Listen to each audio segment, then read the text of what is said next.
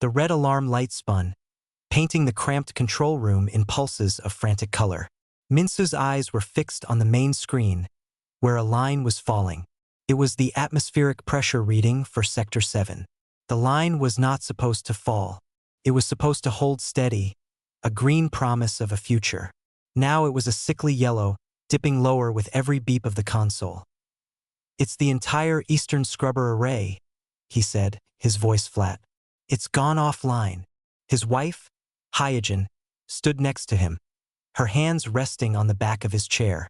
She did not gasp or cry. On Jigu, surprise was a luxury they could not afford. She watched the numbers fall. The backup failed to initiate. The storm must have sent debris through the housing.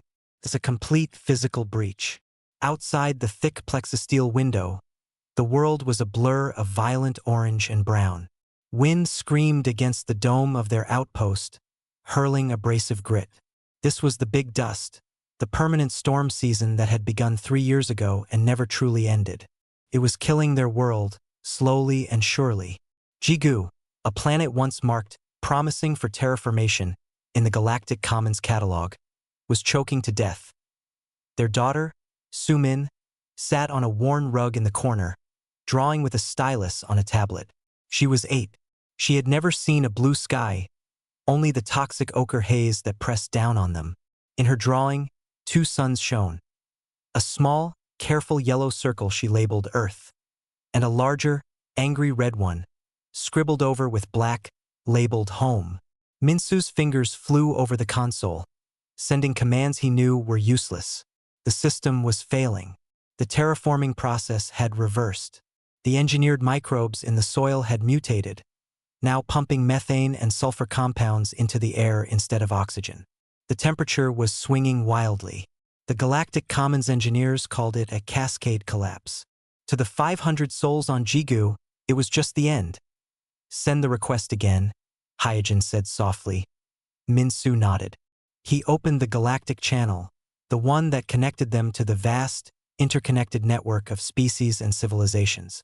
He had sent the same message 17 times this month. His voice was tired but clear.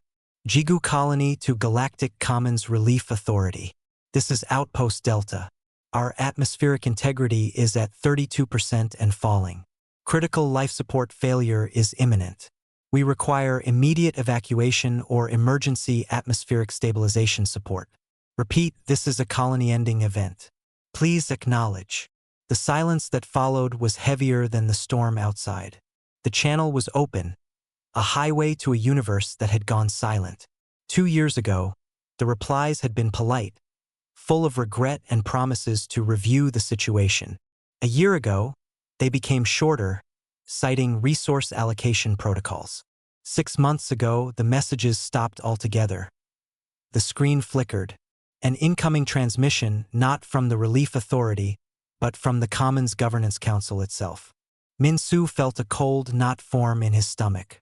Hyojin's hand tightened on his shoulder. An alien appeared on the screen. It was a Varkek, its feathery crest lying flat against its skull, a sign of formality or disapproval. Its large, dark eyes showed no emotion. "Colony Jigu, designation Delta. Your transmission has been received by the Galactic Commons Quarantine Oversight Board. The board's final ruling on petition 889 Jigu is now enacted. The planet Jigu is hereby placed under permanent medical and ecological quarantine. The cascading collapse is deemed irreversible. All off-world intervention is prohibited. The risk of contaminating other biospheres or triggering similar failures is unacceptable. The Commons extends its deepest condolences for your loss.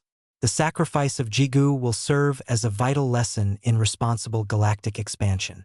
May your final cycles be peaceful." Transmission ends. The screen went dark. The official seal of the Galactic Commons hung in the air for a moment before winking out. The words hung in the toxic air of the control room. Sacrifice. Lesson. Final cycles. Hyojin reached over Minsu and deleted the message from their log. The action was swift, final. She did not look at her husband. She looked at Sumin, who had looked up at the sound of the alien voice. "What did the Birdman say, Mom?" Sumin asked. Hyojin walked over and knelt, smoothing her daughter's hair. He said, "There is a very big storm. Too big for their ships to fly through. When will it be over?" "I don't know, my love." Minsu stared at the blank screen. The official decree was just that, official. It made their death a policy decision. Clean, logical, and merciful from a distance. They were not people anymore. They were a regrettable statistic, a line item in a galactic budget. A lesson for others. That he pushed himself up from the chair. His legs felt weak. He walked to the viewport and placed his palm against the cold plexisteel. The storm raged, a monster made of dust and despair. They were alone, completely, utterly alone. The galaxy, with all its wonders and wisdom, had looked at them, calculated the cost, and turned its back. They were to die quietly, so others would not be inconvenienced. Sumin coughed, a dry, rasping sound. It was the cough they all had now, from the dust that always found a way in. Hyojin pulled the girl close. Minsu watched them, the two most important people in the universe, in this tiny, fragile bubble of failing machines and thinning air. The knot in his stomach turned to iron. He was an engineer. His job was to solve problems, to fix things. But how do you fix a universe that has decided you are not worth saving? He turned from the window. The red alarm light kept spinning, painting his wife's and daughter's faces in pulses of false emergency. The real emergency was the silence from the stars. A silence more terrible than any storm. Jay stared at the star chart on his wall, but he wasn't really seeing it. His small apartment on the Mars transfer station was quiet, too quiet. It let the memories in. 5 years. It had been 5 Earth years since the official announcement from the United Earth government. He could still hear the spokesperson's voice, calm and measured, explaining the difficult but necessary decision to comply with the Galactic Commons quarantine of Jigu. To challenge this ruling, the woman had said, her face a mask of diplomatic regret, would risk our standing in the Galactic Commons, our trade agreements, and the future security of all human colonies. The sacrifice of Jigu is a profound tragedy, but we must be pragmatic. Pragmatic. The word tasted like ash in Jay's mouth. He had been a cargo captain then, running loads of luxury goods and machine parts between core worlds. He remembered, with a clarity that sickened him, the day he'd been rerouted. His ship, the Morning Star, was scheduled for a milk run near the Jigu system. A simple drop of medical supplies and spare parts. Then the order came from his corporate overlords. Avoid the Jigu sector. Quarantine is in effect. Proceed to destination Gamma. He had obeyed. He had changed course. He had told himself it was just a job, that someone else would surely go. No one went. The galaxy closed the door, and Earth, holding its new membership card, had politely looked away. He left the star lanes not long after. The guilt was a silent passenger on every trip. He took a job running a private communications hub, a listening post for those who paid. Mostly it was boring work, monitoring trade frequencies and encrypted corporate chatter. But sometimes he would point his old, sensitive array toward the Jigu sector, just listening. He knew it was pointless. The colony's main transmitters had gone silent over 3 years ago. Standard assumption, total systems failure. Final assumption, no survivors. Tonight was one of those pointless nights. A storm in the Martian atmosphere was causing interference, and the galactic broadband was full of chatter about a new trade deal with the Silicax. Jay was about to shut it down and go to bed when a spike registered on his panel. It was a ghost of a signal, weak and shredded by 5 years of travel through cosmic dust and radiation. It was on an old, almost forgotten frequency, the civilian backup band used by early colony ships. His heart, a tired muscle, gave a single hard thump. He boosted the gain, filtering out the noise. It wasn't voice. It was a tiny packet of data, a compressed burst. He downloaded it, his hands feeling clumsy. The decryption software struggled. The encoding was childishly simple, a basic colony kindergarten cipher. The file open.it was not a plea for help. It was not censored data or a status report.it was a drawing, a child's drawing. Rendered in simple digital lines. It showed 2 planets. One was blue and green, labeled in careful, uncertain letters, Erath. The other was a brown circle, covered in angry black scribbles, with a sad-faced stick figure standing on it. From the brown planet, a wobbly line reached out toward the blue one. Connecting them was a series of small, lopsided shapes. Stars? Ships? Tears? At the bottom, in the same hesitant writing, were 3 words, "Please come home." Jay sat back as if struck. The air left his lungs. He knew with absolute certainty that this was from Jigu. This was a message that had slipped through some crack in their failing systems, propelled by a child's desperate hope into the cold dark. It had traveled for years, across light years of silent, indifferent space.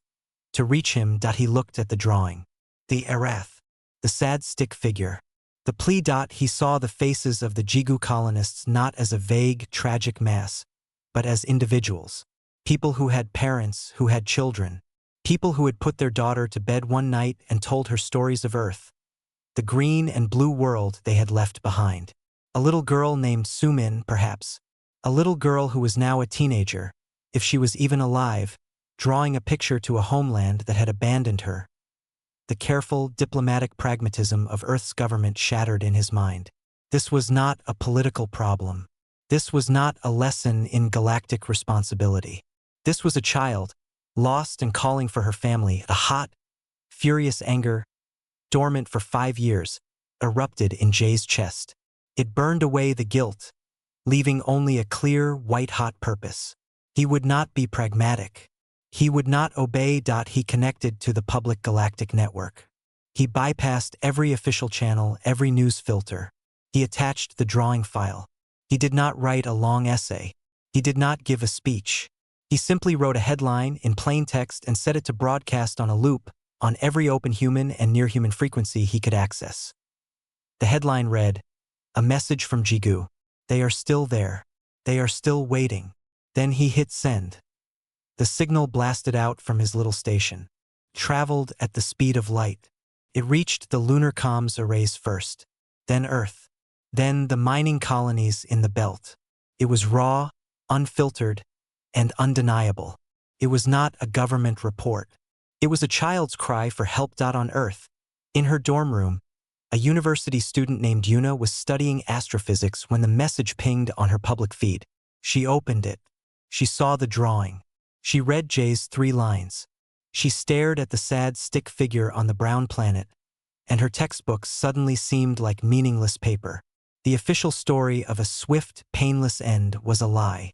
Someone had been alive, hoping, long after the galaxy had turned out the lights. Across human space, in homes and bars and ship cabins, people saw the same thing. The quiet, collective shame that had festered for 5 years found a focal point. It was no longer a vague tragedy about strangers. It was a specific plea from a specific child, and it demanded a specific answer. The storm on Mars outside Jay's window raged, but he didn't hear it. He was watching his broadcast panel, watching as the signal was picked up, rebroadcast, amplified. A spark had been thrown into dry tinder. He had no plan, no idea what came next. He only knew that the silence was finally broken. Yuna could not focus on her work. The equations on her screen blurred together. All she could see was the child's drawing from Jigu, the angry black scribbles over the brown planet, the sad stick figure. The words, "Please come home," written in uncertain letters. It had been 3 days since the old spacer, Jay, had blasted the message across the system. The official news channels were quiet at first. Then they issued brief statements. They called the drawing unverified. They spoke of the tragic, resolved situation and the greater stability of our galactic relationships. They urged people not to let emotional distress disrupt important alliances. Yuna pushed her chair back from her desk in the Lunar University dormitory. Emotional distress. They were talking about a child asking for help as if it was a minor inconvenience. She opened her personal communicator, not to the news, but to the public forums. They were on fire. It wasn't organized. It was a roar of pain and anger from ordinary people. A factory worker from Busan had posted a video of his shift team. They stood together, looking tired but determined.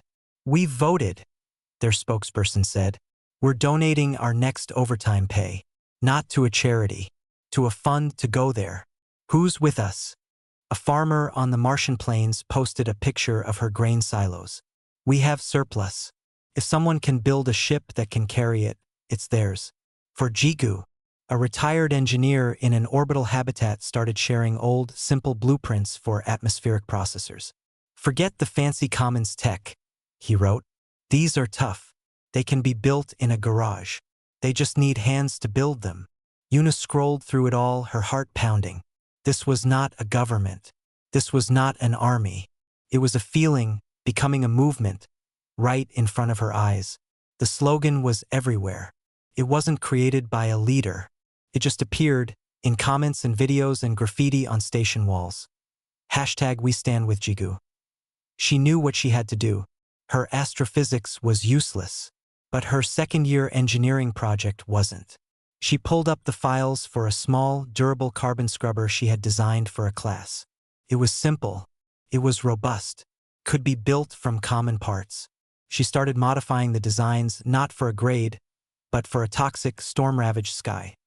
She posted the plans online, tagged with hashtag We Stand With Jigu. Free to use. No patents. Build them. Within an hour, messages flooded in. A machine shop on Ceres said they could start fabricating the core parts. A software student offered to write the open-source control code. A logistics manager on Earth started a spreadsheet to coordinate parts shipments. Una felt an energy she had never known. This was purpose. On Earth, in a small apartment in Seoul, an old woman named Mrs. Park watched the news. Her son had been a colonist on Jigu. The government had told her he died quickly, peacefully, when the systems failed. They had given her a medal and a flag. Now she saw the drawing. She saw the date stamp on the data packet. It was from long after they said everyone was gone. Her son, or maybe his child, had been alive waiting, while she accepted a folded flag. She took the medal from its place on the shelf. She looked at it, then placed it in a drawer. She opened her computer. She had a small pension. She sent all of it to the crowdfunding page that had sprung up, the one with the simple title, Jigu Rescue Fund. She was the 10,000th donor. In the asteroid belt, the miners' union held a vote. Their big, ugly, powerful tugships were made for moving rocks, not people.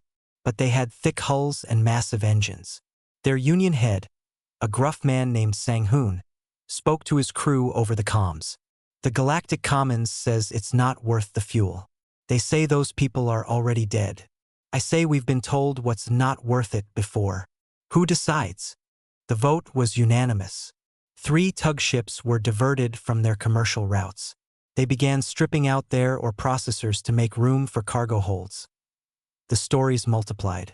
A group of doctors and nurses on the Europa station volunteered as a medical team. A team of civil engineers from New Shanghai offered to go and shore up the failing dome structures. People sent money, materials, and most of all, their names. It was messy. It was chaotic. There were arguments about the best ship designs, the best routes, the best equipment. But there was no argument about the goal. The goal was clear: go. Help. Bring them home. The United Earth government watched this happen. They issued careful statements about the importance of lawful procedure and the risks of independent action, but they could not stop it. The movement was too big, too spread out, too heartfelt. It was the voice of humanity speaking as one, and it was not asking for permission. Una looked at the updated design for her scrubber. It was now called the Jigu Model 1. A manufacturer on Luna had already built a prototype. It worked. She felt a tear in her eye, not of sadness, but of awe.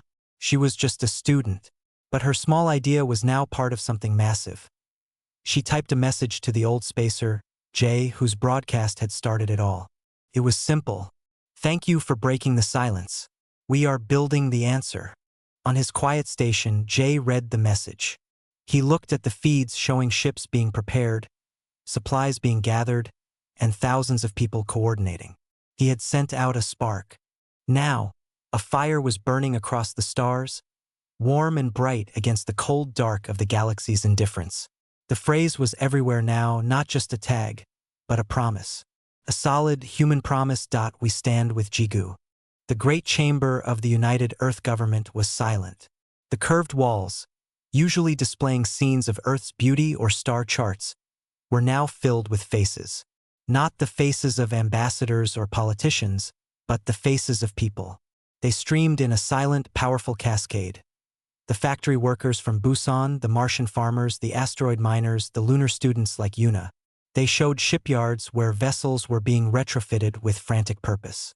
They showed mountains of crated supplies. They showed children dropping coins into collection boxes. Ambassador Choi stood at the central podium. She had prepared a speech. It was a good speech, full of careful diplomatic language about reevaluating the situation and engaging in renewed dialogue with the Galactic Commons. The paper felt heavy and useless in her hands. The pressure in the room was not coming from the other alien delegates, who watched with cool, detached interest from their holographic pods. It was coming from those screens. It was coming from the millions of her own people, whose will was a physical force in the air. For 5 years, her job had been to be pragmatic, to be the adult in the room, to accept bitter realities for a greater good. The greater good, she now understood with cold clarity, had broken something inside humanity. And today they were here to fix it. She set her prepared speech down on the podium. She did not look at it again. She took a slow breath and looked directly into the main recording lens, the one that would broadcast this across the galaxy. "Members of the Galactic Commons," she began, her voice clear but softer than usual. It was not the voice of a diplomat addressing a council. It was the voice of a woman explaining something to a room of strangers. "You know the official history. 5 years ago, the colony on Jigu suffered a catastrophic failure. You declared it a lost cause. You quarantined it to protect the wider galaxy. You advised us to mourn and move on." She paused. The alien delegates shifted, their feathers rustling or their scales clicking softly. This was not the expected path. "My government," Ambassador Choi continued, choosing her words with a new care, "followed your advice. We were new members of this community. We wanted to be good neighbors. We wanted to be pragmatic." She said the word as if it had a bad taste. "But we were wrong." The admission echoed in the quiet chamber. "We confused pragmatism with heartlessness. We accepted your verdict on the value of lives that were not your own. In doing so, we betrayed our own people. Not just those on Jigu, but the very idea of who we are." She turned slightly, gesturing to the screens that filled the walls. "You see, the people of Earth and all her colonies, they never accepted your verdict. They simply had no voice. Now they do." The images on the screens grew more intense. They showed the crude, powerful atmospheric processors based on Yuna's designs being loaded onto Sangun's minor tugs. They showed the old freighter Morningstar, its hull freshly patched, being prepared for launch by Jay and a crew of volunteers. "What you are witnessing," Ambassador Choi said, her voice growing stronger, "is not a military fleet, carries no weapons. It is not an invasion force or a political challenge. It is an armada of mercy. It is built by factory workers and farmers. It is crewed by doctors and engineers and retired captains. It is funded by the savings of grandmothers and the pocket money of children." She looked away from the lens, making eye contact with the shimmering hologram of the Varkek delegate, the same species that had delivered the original death sentence. "You left them to die. You declared their lives a lesson." She straightened her back. The quiet in the chamber was now absolute, a vacuum waiting to be filled. "Today," she said, and her voice rang out, clear and final. "Humanity proclaims a different lesson." She turned back to the camera, to her own people, to the galaxy. The words she spoke were not her own. They were the words from 1,000 forums, 1,000,000 hashtags, a child's drawing. They were the only words left to say. "We stand with you." For a moment, there was nothing. Then, from the human galleries in the chamber, a sound began. It was not a cheer. It was a deep, unified sigh that turned into a steady, thunderous applause. It was the sound of a burden being lifted. On the screens, the reaction was immediate and visceral. In shipyards, workers stopped and hugged. In homes, families cried. In the control room of the Morning Star, Jay simply nodded once, his grizzled face set in a hard line of approval. On Luna, Yuna felt a sob catch in her throat. Her hands clenched into triumphant fists. The alien delegates were stunned. This was not a negotiation. It was not a request. It was a declaration, a statement of fact. The Silicax delegate, a being of crystalline logic, was the first to speak over the comms. This action is in direct violation of the quarantine accord. You risk severe sanctions. The resources required are illogical. The probability of success is negligible. Ambassador Choi finally picked up her prepared speech. She looked at it, then let it drop from her fingers, fluttering to the floor of the podium. She addressed the Silicax and by extension the entire watching galaxy. You speak of logic and probability, she said. We speak of family. You may sanction our trade. You may call us illogical. You may dismiss our efforts as sentimental folly. That is your right. She gathered her things, her duty as the diplomat of the old way finished. As she prepared to leave the podium, she delivered the final line, not with anger, but with a simple, unshakable conviction. But you will get out of our way. We are going to get our children. The Armada, if you could call it that, moved through the silent dark. It was a strange and beautiful sight. At its head was the Morning Star, Jay's old freighter.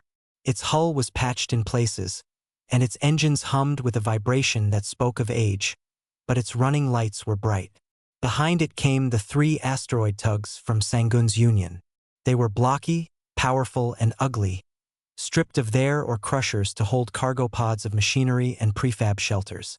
A converted hospital ship from the Europa station followed, its sides painted with a large red cross. Then came a dozen smaller ships, fast couriers, retrofitted survey vessels, and private yachts whose owners had volunteered. They looked like a floating scrapyard, but every ship was clean, maintained with a fierce, loving care. They carried the hope of a species. Jay sat in the captain's chair of the Morning Star. He was not officially in charge. No one was. They moved in a loose formation, coordinated by a constant, chattering network of civilian comms. A young doctor on the hospital ship would suggest a course adjustment to avoid a dust cloud. A navigator on one of the tugs would confirm it. They worked together, a community in the void. They were crossing through a sector patrolled by the Galactic Commons. It was empty space, a highway between stars. The official channels had been silent since Ambassador Choi's proclamation. It was a heavy, waiting silence.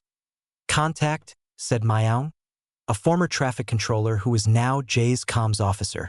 Her voice was tight. "Single vessel, Silicax design, coming fast on an intercept vector." Jay felt the old, familiar tension of a port inspection, but multiplied 1,000 times. This was not about cargo manifests. Put them on main screen. Keep our course steady. The Silicax patrol ship appeared. It was a sleek, needle-like vessel, its hull gleaming with polished alloy. It looked like a knife next to their blunt tools.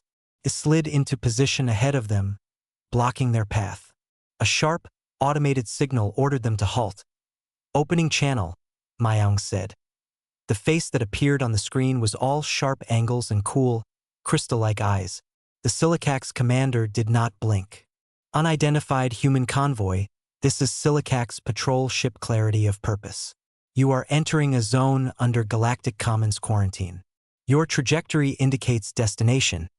The Jigu system. This is forbidden. You will reverse your course immediately." Jay took a breath. He was a cargo hauler, not a soldier or a diplomat. He thought of the child's drawing. He thought of the 5 years of silence.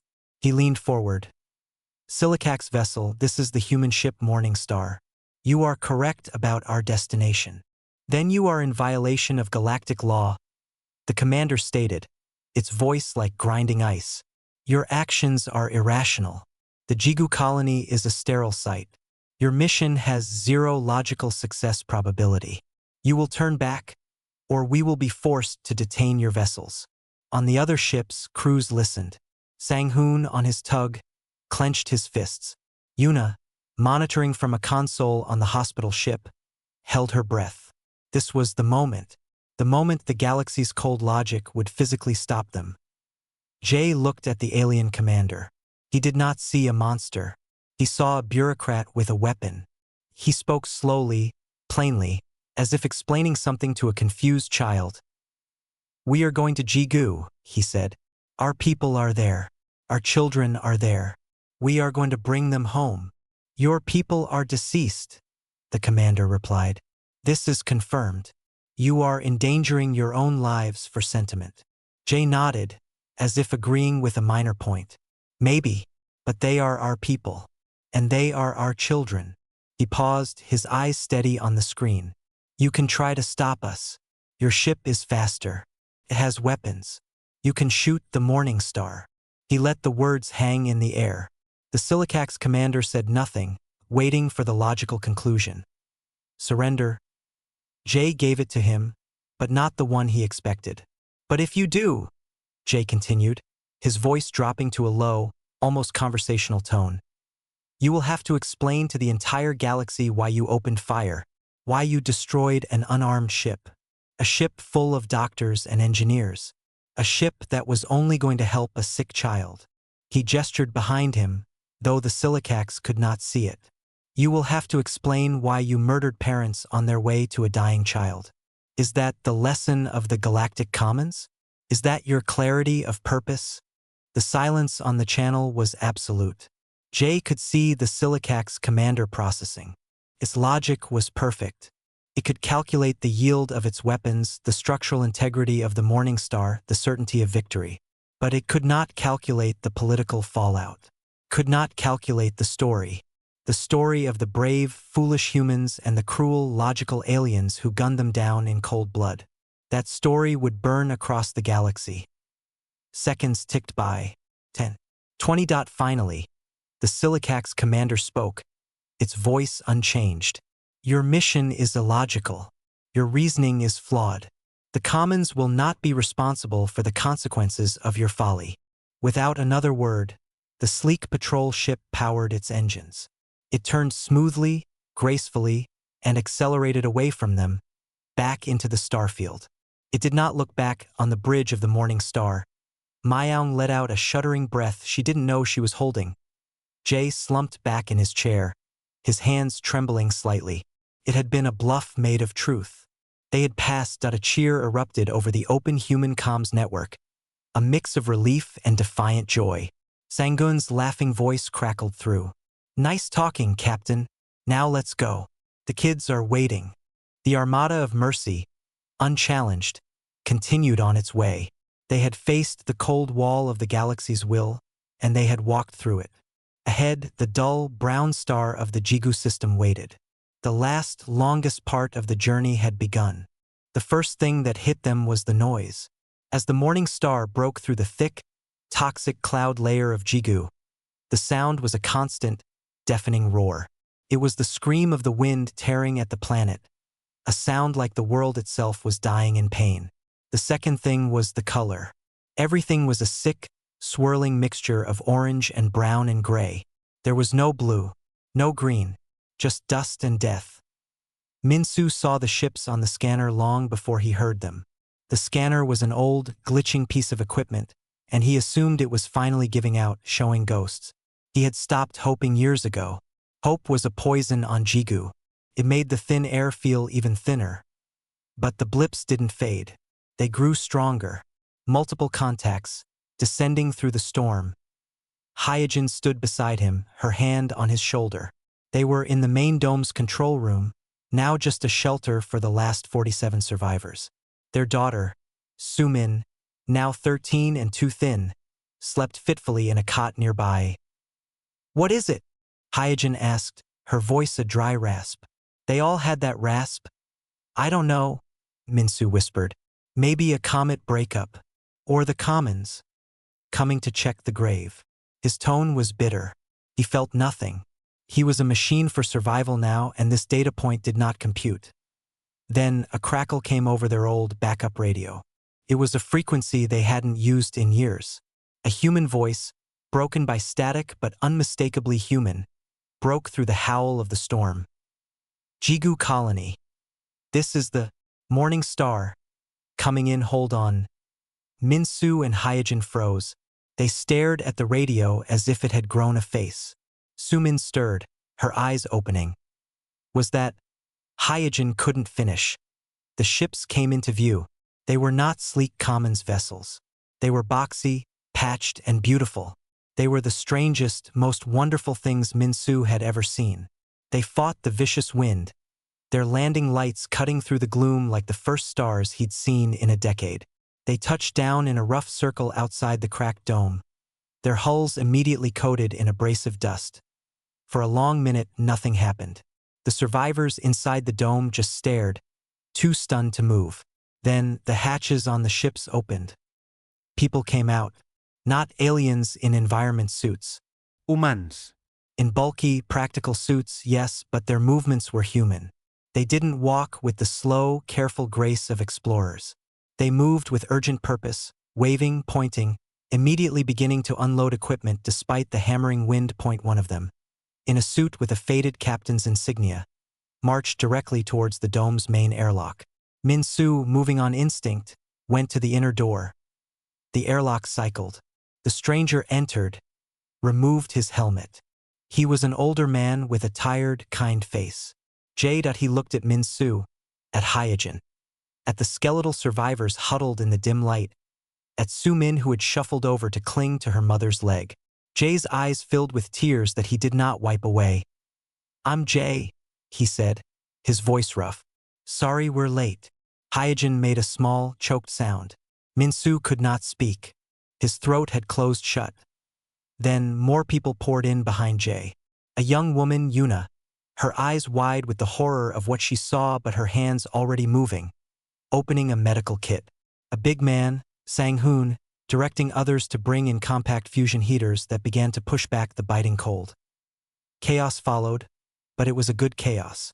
It was the chaos of life. Doctors began checking the survivors. Engineers assessed the dome structure. People handed out real food, not the nutrient paste they had survived on for years, and bottles of clean water. Yuna approached Hyojin. "We brought the seed banks you uploaded years ago," she said. "The drought-resistant strains. We have a mobile lab. We can start the greenhouse domes as soon as the main scrubbers are online." Hyojin, the botanist who had mourned her dead plants, just stared. Her life's work returned to her. She nodded, tears cutting clean lines through the dust on her cheeks. Minsu found himself outside, helping a team anchor one of the new atmospheric processors. The storm screamed at them, but the machine, based on Yuna's simple, robust design, powered up with a deep, steady hum. It began pulling in the poisoned air. A digital gauge flickered, then showed a number he hadn't seen in a decade. A positive oxygen conversion rate that he looked up. Through the swirling muck, he could see the shapes of other processors being set up, a ring of them around the camp, like candles being lit in the dark. Sumin stood in the doorway of the lander, a thick blanket around her shoulders, holding a cup of hot soup. A medic named Taeyong was kneeling in front of her, gently listening to her breathing with a stethoscope. "You're going to be okay," Taeyong said softly. "We're all here now. You're not alone anymore." Sumin looked past him, at her father standing in the storm beside the humming machine. She looked at her mother, who was already pointing at schematics with Yuna, her back straight for the first time in years. She looked at Jay, who was carrying a crate of medical supplies as if he'd been doing it here all his life. She didn't smile. It was too soon for that. But the deep, frozen fear in her eyes, a constant companion for as long as she could remember, began to thaw. She took a small, careful sip of the soup. Minsu caught his daughter's eye. He was drenched, exhausted, and the long work was just beginning. But for the first time since the sky turned brown, he felt the crushing weight on his chest lessen. He wasn't carrying it alone. The galaxy had abandoned them, but humanity, in all its messy, illogical, glorious stubbornness, had come all this way to say one thing: you matter. We are here. We stand with you. The wind still howled. The air was still poison. But inside the ring of new machines and determined people, a tiny point of warmth had been lit.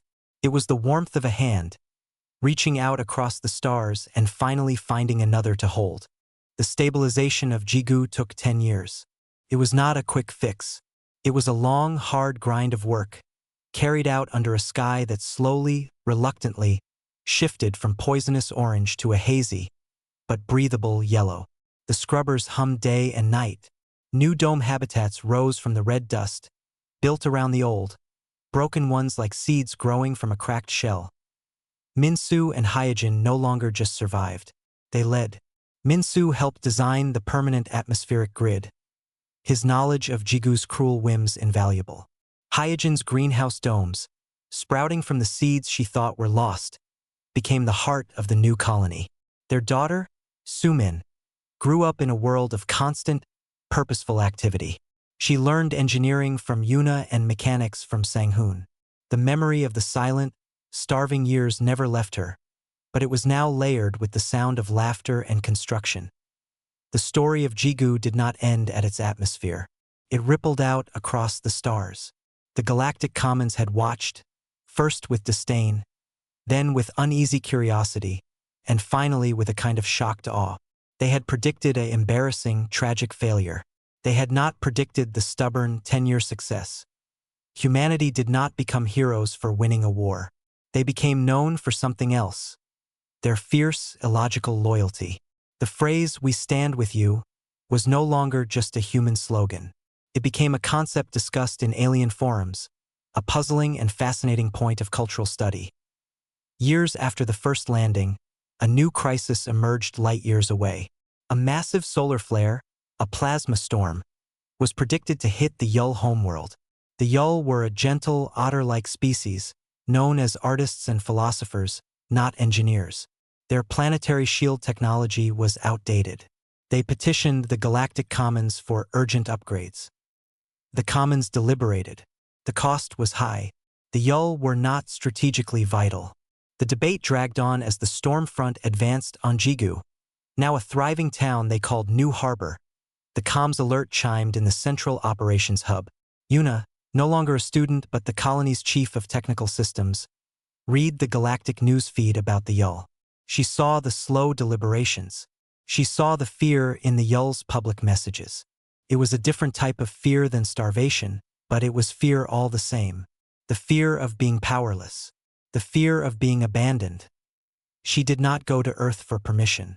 She opened a channel to the small, capable fleet of ships that now served New Harbor, ships built with Jigu-forged steel and powered by Jigu-mined isotopes. Many of the captains were people who had come on the original armada. "We all know what it's like to watch the sky and know no one is coming," she said, her message simple. "The Yull need shield technicians. They need people who can work fast under pressure. Who's with me?" The replies were immediate. Sang-hoon from his heavy lift tug. Jay from the still-flying Morning Star. A dozen others. They did not form a committee. They just started loading their ships with shield emitter parts and power regulators. When the small human fleet dropped out of faster-than-light travel near the Yull homeworld, the silvery blue planet glowing before them, the Yull control centers were in panic. The storm was hours away. Yuna opened a channel. "Yull Orbital Command, this is the human vessel Jigu's heart. We've analyzed your shield schematics. We have compatible components and teams ready to deploy. We can reinforce your emitters. Advise on your preferred coordination frequency." There was a long pause. Then, a confused, hopeful Yull voice replied. "Human vessel, we have no record of a scheduled aid mission. This is unexpected." On the bridge of the Jigu's heart, Yuna allowed herself a small smile. It was the smile of someone who had seen a dark sky turn light. "It's not scheduled," she said, her voice calm and clear. "We were in the neighborhood, and we know a thing or two about bad weather." The human ships moved. They docked at the straining Yull shield stations. They worked alongside the bewildered but grateful Yull engineers. They shared tools, translated technical terms, and worked through the frantic final hours. When the plasma storm hit, lashing at the planet with ribbons of deadly energy, the reinforced shields held. The cities below, with their spiraling towers and water gardens, remained safe. After the storm passed, the elder of the Yull Council spoke to Yuna. The elder's large, dark eyes were bright with emotion. "The Commons was still debating when your ships arrived. Why did you come?" Yuna thought of a child's drawing on a brown planet. She thought of a silent galaxy. She thought of the weight of a hand on her shoulder when she first stepped onto Jigu. Because a long time ago, Yuna said, someone waited for help that never came. We remember what that feels like. She gestured to the Jigu's heart, its hull marked by the dust storms of two worlds. So now we make sure to come. The galaxy watched again. They saw that humanity's greatest strength was not in never failing, but in what they learned from the abyss. They did not build an empire of control. They built a network of hands, ready to reach out on Jigu. Under a twilight sky that was finally, truly clear, Minsu and Hyojin sat with their family. Sumin was telling them about her latest project. The specific crisis was over, but the work, the watching of the stars for calls in the dark, would never really be done. And that, they had learned, was the point. You don't just get saved. You become the ones who save others. You pass the light along. The galaxy had learned a new lesson, taught by the species it had left for dead. The lesson was simple. Stand with someone. It changes everything.